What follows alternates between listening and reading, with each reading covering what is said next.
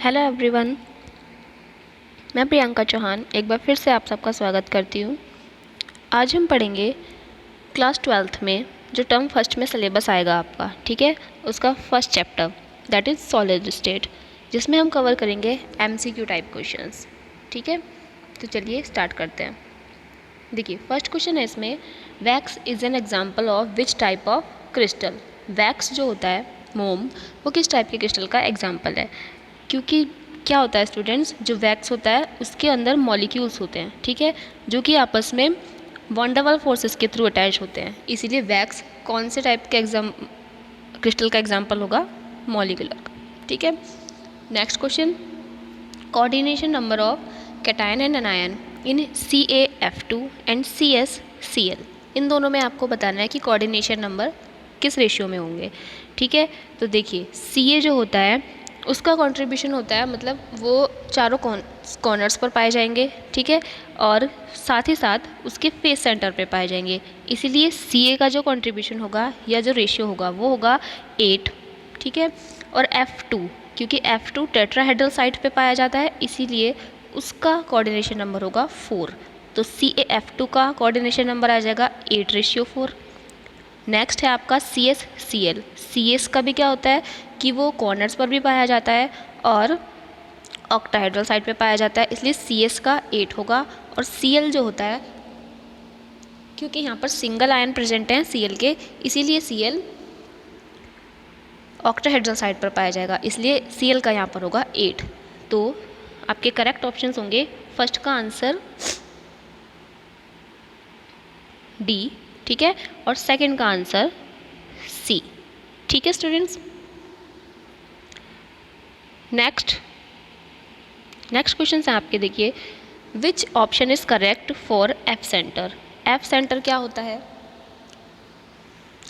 जब किसी भी क्रिस्टल से डिफेक्ट आपने पढ़े हैं, ठीक है, डिफेक्ट्स में क्या होता है कि जब किसी भी क्रिस्टल से जो अनायंस होते हैं, अनायंस क्या करेंगे, रिमूव हो जाते हैं, ठीक, या तो वो अपनी उसी इंटरस्टिशियल साइड में कहीं और प्लेस बना लेंगे, या फिर वो वहाँ से निकल जाते हैं, ठीक है, किसी दूसरे आयन के अंदर चले जाएंगे, उसको हम बोलते हैं F सेंटर। ठीक है, तो क्योंकि एनायंस ने अपना प्लेस पास आउट किया है, इसीलिए कैसी होंगी वो, इलेक्ट्रिकली निगेटिव होंगी।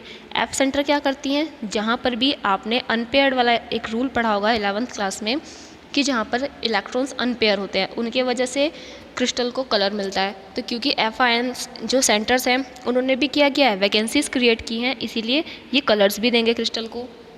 The conductivity increase due to the F centre. जो कंडक्टिविटी है, क्योंकि जब वैकेंट स्पेस हो जाता है तो इलेक्ट्रॉन्स फ्रीली मूव करने लगते हैं, इसलिए कंडक्टिविटी भी इंक्रीज हो जाएगी। तो स्टूडेंट्स F सेंटर के लिए ये तीनों ही पॉइंट्स कैसे हैं, बिल्कुल करेक्ट हैं। ठीक है, next question, the vacant space in the unit cell.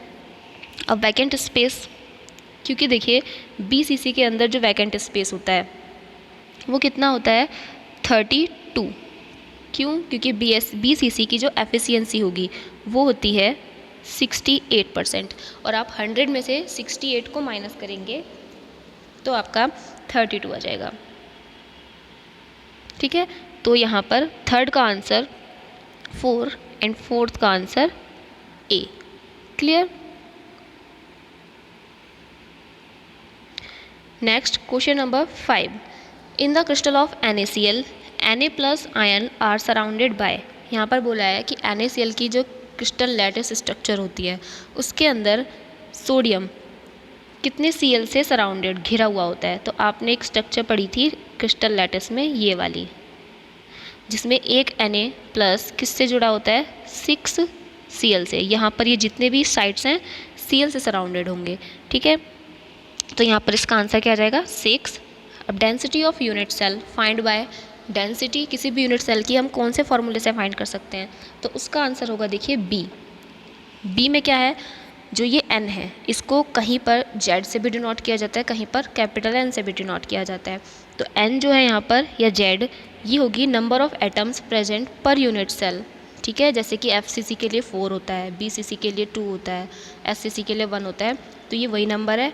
M यहाँ पर है एटॉमिक मास, A³ यहाँ पर है वॉल्यूम, एंड N0 यहाँ पर है एवोगैड्रो नंबर। ठीक है, तो फिफ्थ का आंसर C एंड सिक्स्थ का answer B. Clear. Next question, which of the following is an example of molecular crystal. जैसा कि अभी हमने फर्स्ट क्वेश्चन में पढ़ा था कि जब मॉलिक्यूल्स आपस में वंडरवाल फोर्सेस यानी कि वीज फोर्सेस के थ्रू जुड़े हुए होते हैं उसे हम बोलते हैं मॉलिकुलर क्रिस्टल। ठीक है, तो उसका एग्जाम्पल यहाँ पर हमारा सीधे सीधे क्या हो जाएगा, आइस जो क्यूब्स होती हैं वाटर की वो होती हैं मॉलिकुलर क्रिस्टल का example. And example of 8:8 coordination number. ठीक है, अभी आपको बताया था Ca जो होता है Ca+2 आयन वो 8 कोऑर्डिनेशन नंबर शो करता है। ठीक है, और Cl जो होता है वो भी 8 कोऑर्डिनेशन शो करता है क्योंकि वो भी ऑक्टाहेड्रल साइट्स पर पाया जाता है जब वो सिंगल आयन में प्रेजेंट होता है। तो इसीलिए यहाँ पर 8:8 कोऑर्डिनेशन नंबर का एग्जाम्पल क्या हो जाएगा, CaCl। ठीक है, क्योंकि देखिए CaF2 है तो CaF2 यहाँ पर कितना शो करेगा, 8:4 शो करेगा। ZnS 4:4 शो करेगा और KCl भी 4:4 शो करता है। सिर्फ CaCl है जो कि 8:8 को शो करता है। ठीक है, तो यहाँ पर 7 का आंसर C और 8 का आंसर भी C।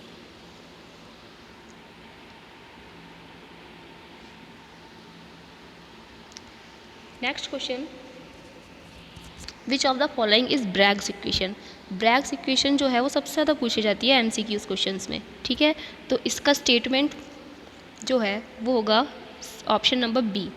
ठीक है, इसको ध्यान से याद कर लेना और इसके बारे में हम थ्योरी में पढ़ेंगे तो इसको मैं यहाँ पर एक्सप्लेन नहीं कर पाऊँगी अभी क्योंकि राइटिंग पोर्शन यहाँ पर नहीं हो पाएगा। इसीलिए राइटिंग पोर्शन जब हम करेंगे तब आपको बताएंगे कि ब्रैग इक्वेशन का स्टेटमेंट किस तरीके से आता है। तो इसका ऑप्शन होगा बी। ठीक है, next question is which defect decrease the density of crystal. कौन से डिफेक्ट की वजह से क्रिस्टल की डेंसिटी डिक्रीज हो जाती है। ठीक है, तो देखिए इसका एग्जांपल होगा आपका शॉर्टकी डिफेक्ट। आपने शॉर्टकी डिफेक्ट्स में पढ़ा है कि इसमें क्या होता है, जो आयंस होते हैं या एटम्स होते हैं अपने प्लेस को मतलब वहाँ से रिमूव हो जाते हैं। तो जहाँ पर वैकेंसीज क्रिएट होंगी उसके वजह से क्या होगा, जो डेंसिटी का मतलब डेंसिटी होगी क्रिस्टल की, मास होगा वो कम हो जाएगा, डिक्रीज हो जाएगा। तो इसीलिए 9 का आंसर होगा बी और 10 का आंसर होगा A. Clear. Next, example of short key defect. Short key defect कौन कौन से एग्जाम्पल्स में या कौन कौन से क्रिस्टल्स में शो होता है। तो यहाँ पर देखिए 2 ऑप्शंस करेक्ट हैं, एक तो NaCl, ठीक है, दूसरा आपका KCl। इन दोनों में ही शॉर्टकी डिफेक्ट शो होता है। Clear. Next question, example of Frenkel defect. एक एग्जाम्पल है AgBr। AgBr में फ्रैंकल डिफेक्ट और शॉर्टकी डिफेक्ट दोनों ही शो होते हैं क्योंकि यहाँ पर हमें शॉर्टकी वाले क्वेश्चन में नहीं दिया हुआ था, इसलिए फ्रैंकल वाले में ही आप AgBr को टिक करेंगे। Clear. Next, the coordination number of sulphide ion in zinc sulphide. ठीक है, अभी हमने एक क्वेश्चन में लिखा था जिंक सल्फाइड, लिखा हुआ था एक ऑप्शन में। ठीक है, क्या था, ZnS। ठीक है, मैंने आपको बताया था कि यहाँ पर इसका जो कोऑर्डिनेशन नंबर होगा वो क्या होगा, 4:4। तो देखिए यहाँ पर क्या पूछा है, the coordination number of sulphide ion, यानी कि S का आपसे कोऑर्डिनेशन नंबर पूछा गया है तो कितना होगा, 4। ठीक है, तो इसका आंसर 4 हो जाएगा। And which of the following in diamagnetic. Diamagnetic कैसे होते हैं, आपने 11th क्लासेस में यानी कि अपने प्रीवियस क्लास में पढ़ा है। ठीक है, मॉलिक्यूलर ऑर्बिटल थ्योरी, ठीक, या BBT बैलेंसी बॉन्ड थ्योरी, उसमें आपने पढ़ा था कि जो एटम्स होते हैं, ठीक है, जिनके लास्ट सब सेल में इलेक्ट्रॉन्स पेयर्ड पाए जाते हैं वो कैसे होते हैं, नेचर में डायामैग्नेटिक होते हैं। और जिनके लास्ट सब सेल में इलेक्ट्रॉन्स कैसे पाए जाते हैं, अनपेयर्ड होते हैं, या कोई भी सिंगल इलेक्ट्रॉन पाया जाता है उसके वजह से उसका नेचर कैसा हो जाता है, पैरामैग्नेटिक हो जाता है। तो आप इन सभी के अगर कॉन्फ़िगरेशंस करके देखेंगे तब क्या होगा, आपको इन सभी में लास्ट सब सेल में इलेक्ट्रॉन्स कैसे मिलेंगे, आपको पेयर्ड मिलेंगे। इसलिए ये सभी एग्जांपल्स किस चीज़ के हो जाएंगे, डायामैग्नेटिक के हो जाएंगे। ठीक है, तो 13 का आंसर क्या आएगा आपका, 4 एंड 14 का आंसर ऑल द अबव, यानी कि option number D is the correct answer. Next question, the division of the total volume occupied by the atoms, ये भी किस चीज़ से रिलेटेड है, डेरिवेशन से रिलेटेड है। ठीक है, आपको पता है कि हम वॉल्यूम लिखते हैं तो वो कितना आता है 4/3 पाई आर क्यूब आता है। ठीक है, और अपॉन हम क्या करते हैं उसका ए क्यूब यानी कि टोटल वॉल्यूम से उसको डिवाइड करते हैं। ठीक, तो इस टाइप से जब आप डेरिवेशन करेंगे तब इसमें जो डिवीज़न आएगा वो कितना आएगा फॉर SCC यानी कि सिंपल क्यूबिक सेल के लिए वो आता है पाई/6। ये क्वेश्चन काफ़ी पूछा जाता है, इसलिए आप इसको ध्यान रखना। ठीक है, और नेक्स्ट है आपका the total number of atoms per unit cell. FCC में कितने नंबर पाए जाते हैं पर यूनिट सेल में, BCC में कितने पाए जाते हैं और SCC में कितने पाए जाते हैं। ठीक है, तो क्योंकि देखिए FCC में क्या होता है 8 कॉर्नर्स पे पाए जाएंगे। ठीक है, तो उनका कंट्रीब्यूशन कितना होगा 1/8। ठीक है, प्लस 6 फेसेस पे पाए जाएंगे, इनका कंट्रीब्यूशन कितना होगा 1/2। ठीक है, टोटल देखिए कितना हुआ, इससे आप इसको कैंसिल आउट करेंगे 1 आएगा, इससे आप इसको कैंसिल आउट करेंगे तो 3 आएगा, तो 3 + 1 कितना हो जाएगा 4, यानी कि FCC में कितने पाए जाएंगे 4 एटम्स पाए जाएंगे। ठीक है, BCC में कितना होता है 8 कॉर्नर्स पर पाया जाता है। ठीक है, प्लस एक एटम कहाँ पाया जाता है उसके बॉडी सेंटर में पाया जाता है, तो 1 + 1 2 हो जाएगा। और जो सिंपल क्यूबिक सेल है उसमें 8 × 1/8, तो इसको आप इससे कैंसिल आउट करेंगे सिर्फ 1 आएगा।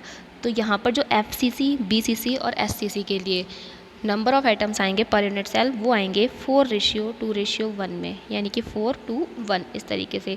तो 15 क्वेश्चन का आंसर हो जाएगा आपका पाई/6। ठीक है, और 16th क्वेश्चन का आंसर हो जाएगा 4, 2 and 1। Clear? Next, the packing efficiency of BCC।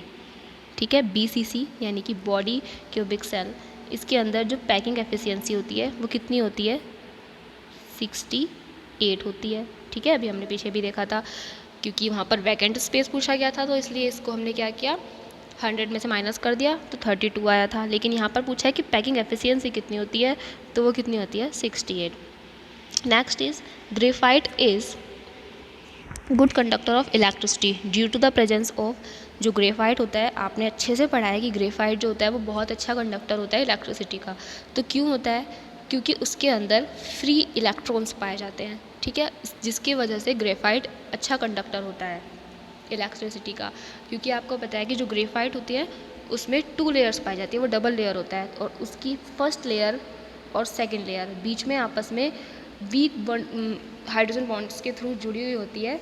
ठीक है, जो क्या करती है थोड़े से मूवमेंट में ही आने पर अपने इलेक्ट्रॉन्स को फ्री कर देती है, जिसकी वजह से क्या होता है कि इसके अंदर इलेक्ट्रिसिटी अच्छे से पास आउट हो सकती है।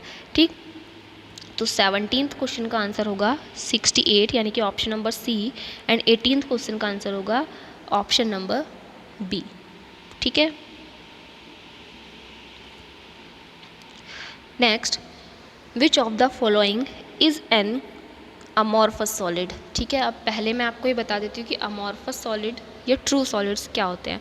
देखिए, सॉलिड्स 2 टाइप के होते हैं, एक होते हैं क्रिस्टलाइन सॉलिड्स, दूसरे होते हैं अमॉर्फस सॉलिड्स। क्रिस्टलाइन सॉलिड्स वो होते हैं जिनमें मॉलिक्यूल्स का अरेंजमेंट सीक्वेंस में नहीं पाया जाता है, और अमॉर्फस सॉलिड्स वो होते हैं जिनमें जो मॉलिक्यूल्स होते हैं वो एक फिक्स सीक्वेंस में पाए जाते हैं, सभी डायरेक्शंस में सेम होते हैं। ठीक है, उन्हें हम बोलते हैं अमॉर्फस सॉलिड।